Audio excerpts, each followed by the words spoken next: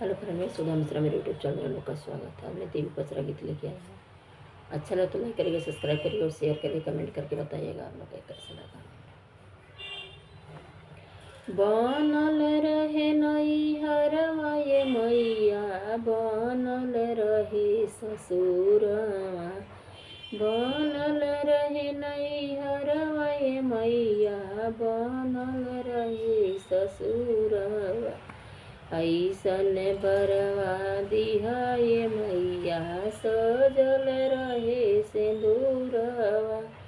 ऐसन बरवा दिहा ये मैया, सजल रहे सिंदूरवा। नैहरे में मांगिला भैया से भतीजवा, नैहरे में मांगिला भैया से भतीजा, ससुरे में छोटका देवरवा। ऐसन बरवा दिहा ये मैया, सजल रहे सिंदूरवा। ऐसन बरवा दिहा ये मैया, सजल रहे सिंदूरवा।